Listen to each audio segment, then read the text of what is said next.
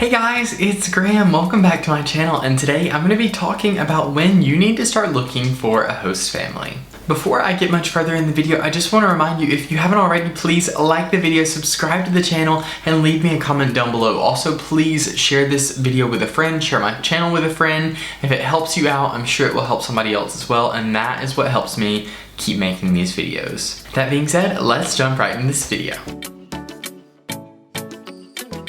Okay guys, so it has been the longest time since we've done like a sit down chat video. It has been maybe like 3 weeks, like I don't know, a long time. But today we are doing one of those videos, and I'm going to be telling you about when you should start looking for a host family and what season you're going to start looking for families if you are going to be an au pair. So I'm going to be breaking this video down a bit differently than I normally do. There's 3 main seasons that I want to tell you about: fall, summer, and spring. And then down below, right down at the bottom of the screen, you will see that the video is partitioned off into different sections. One section being for a specific season, a specific time that you can start looking for a family or be an au pair. And if you're not interested in a specific season that I'm talking about, please feel free to just skip right past it. It's very easy to do. You can see it down at the bottom. But today I'm going to specifically talk about the different seasons that au pairs generally start looking for families and or start working, and lastly, when to start looking for families once you've determined what season is best for you. So the first thing you should know here, just getting right to the point, is there are 3 main seasons. Like I said, you have fall season, spring season, and summer season. Of course, there are au pairs that start outside of these 3 main categories, but I would say the majority of au pairs, maybe 4 out of 5 or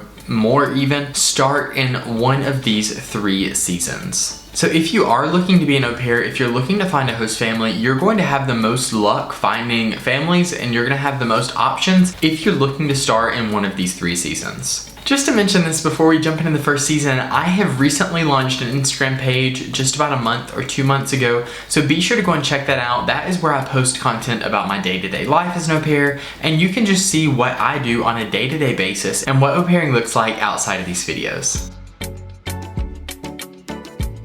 Alright, so let's jump into the first major season, and that is the fall season. When I'm referring to seasons, I'm not specifically referring to the weather as you would generally think of seasons, but as a time when host families are looking for au pairs and when au pairs start working with families. And the biggest season that host families are looking for au pairs is certainly the fall season. I think what constitutes the fall season is a start date somewhere in between August and September, or possibly even October if you're really pushing it back. And generally, au pairs that start in the fall season are looking to stay for an entire year. You will hear of most au pairs starting in the fall season because I think generally most host families are looking for au pairs that would start around this date. If you start in the fall, you'll start maybe in that August to September range, and then you'll stay to the summer or through the summer of next year, which gives the kids a whole school year with you. Now, of course, not all au pairs that are starting in the fall are going to stay for an entire school year. You could just stay a couple months or perhaps half the year, but I think generally speaking, the majority of families that are looking for au pairs to start in the fall are looking for a school year long au pair. I really like the fall season. This year I started in the fall season. I started like the 1st of September, I think was my first day here, the 2nd of September. But if you are looking to take a gap year between high school and college, or like I'm doing between, say, your associates and your bachelor's, or your bachelor's and your master's, doing the fall season and staying for an entire academic year is really convenient. I haven't decided what I'm gonna do next year, as in starting next fall, but if I was to go back home and start my bachelor's program, it would be really convenient because I would wrap up my job here in June, and then I would start my bachelor's program in August back home. So it wouldn't be that much of a layover, but that can be a negative aspect, and I'll talk about that in a second. Another really big pro about starting in the fall is you're gonna have a better chance to get to know your kids and get to know your family before you jump into your routine. So what I did, and I think what most au pairs do, is come to your host country a few days before school starts. I think I came like a week and a half before they started school, and that way you have some time with your kids and with the family to get to know them before you just jump into life. So it does give you a bit of time to get acclimated, and I do think that's the best way to go about it. So if the fall season sounds right to you, and you are a non-European au pair, so you're looking to be an au pair in Europe and you are not a European citizen, then the best thing for you to do is to start looking for host families somewhere in the March to May range. I will be the first to tell you that there's no right time to look for a family, as I found my current host family back in February of last year, pretty much by accident, by the way. But generally speaking, I think most host families who are looking for a year-long au pair to start in the fall are gonna be looking somewhere in between that March and May range of the prior year. If you are a European au pair looking to be an au pair in Europe, then this could be pushed back later, as my host family told me they looked for their German au pairs like a month or two before the start date. But if you do have to get a visa and have to deal with immigration, you're gonna wanna get a big head start on that. So I actually signed up with this family like the 1st of March last year, and then of course Corona happened. All that being said, I think I could have easily had my visa done in a normal year by late May or early June. So it would have been much less stress than if you were starting way later and just had to cram it all in really fast. If you are looking to start in the fall and you're not from the EU and you're looking to be an au pair in the EU, the latest you would want to look is June. I would say if you don't have a host family by the last day of May, then just forget it. Try again the next semester. So that brings me to my next point, which is the spring season. When I'm referring to the spring season, I'm specifically referring to a January start date.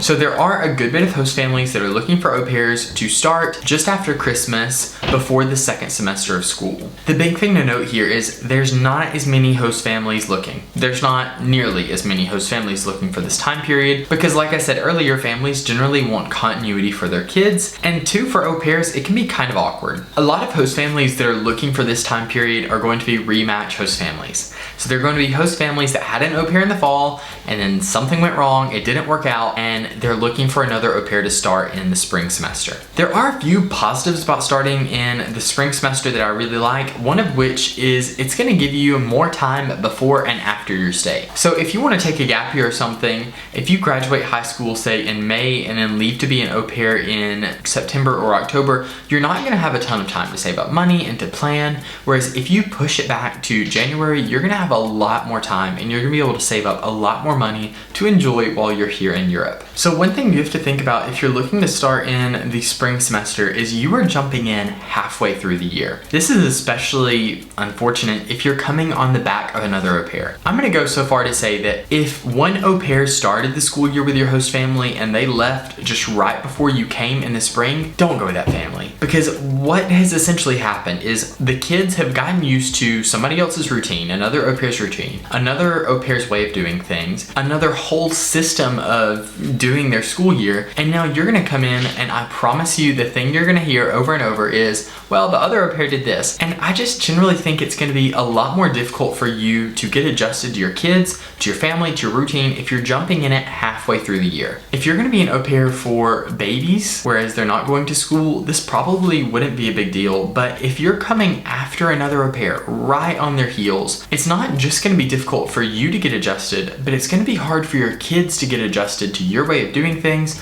because they've already built up a whole routine with somebody else and you're not gonna do it the same way the other person did. If you are looking to start in the January spring semester time range, the time you're gonna start looking for a host family is somewhere in the July to the September range. Being that a lot of host families who are looking for a January start date are going to be rematch host families, they might not even have a job opening until like October or November or December. So you do need to keep that in mind.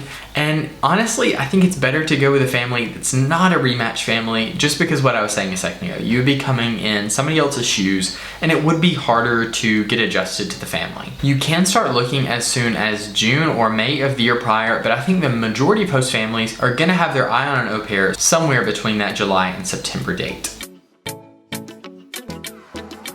The last au pair season, and this is my personal favorite, it's when I first became an au pair, is the summer season. So you guys have probably heard me fangirl over being a summer au pair because I loved it so much. It was such a incredible experience for me. It was the best summer of my life, and having that time as a summer au pair really got my feet wet into the world of au pairing, into the world of international life, international travel, and it was a priceless experience that led me to come back and be an au pair 2 more times after that. Being a summer au pair generally means that you will be working for about 2 months, from perhaps June to August or somewhere around there. My summer experience, I was an au pair for 7 weeks, which is pretty typical. I started literally the Saturday after the kids got out of school, and I stopped I think 2 weeks before they went back to school because the family went on vacation, and that's a very typical schedule for a summer au pair. The best thing about being a summer au pair, in my opinion, is you do not have to have a visa. This is incredible. Someone who has struggled with immigration and visas my whole time, this is such an incredible thing because it's so easy. You buy a plane ticket and you go. It's the simplest thing in the world.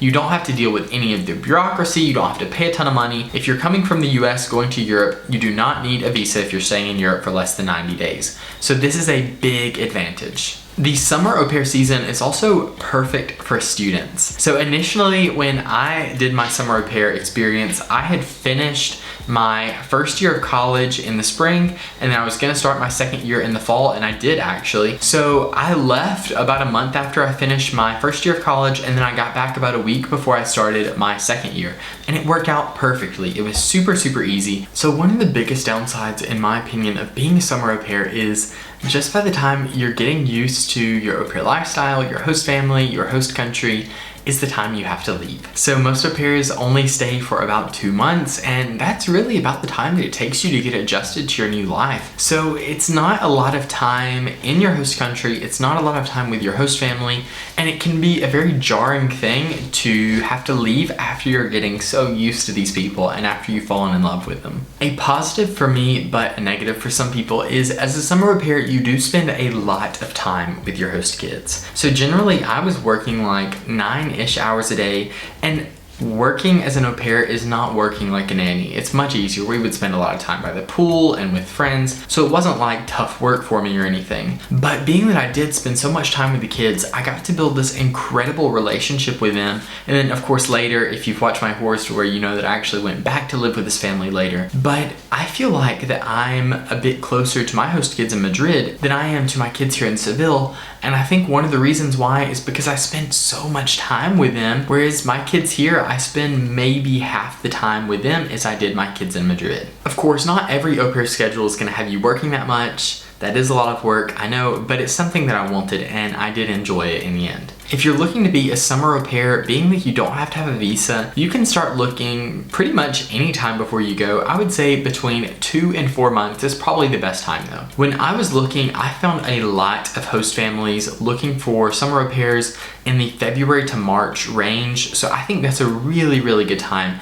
because that's gonna give you plenty of time to get your ducks in a row, but it's also not a crazy early time either. I found my summer host family, I think almost exactly 3.5 or 4 months before I left to live with them. So it was a lot of waiting and it was absolute torture to wait 4 months. But in the end, I did really like the time that I picked and it did work out very well. The start date for summer au pairs is going to be different. For example, I think Spain and Italy generally start the summer in late June. So in that case, you're gonna wanna start looking in February to April-ish.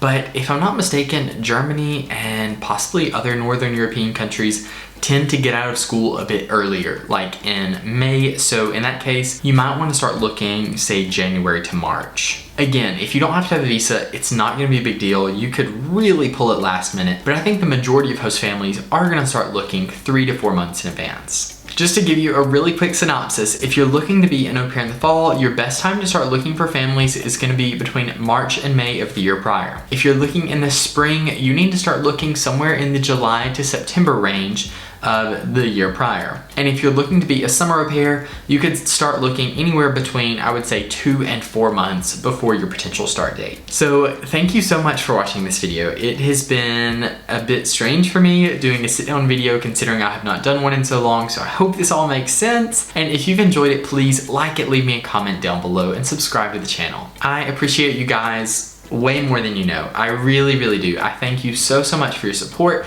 and I hope you guys have the best day ever. Be watching out for new videos as they come every Monday and Thursday, and I cannot wait to see you then. Muchas gracias por ver este video y hasta luego. Ciao.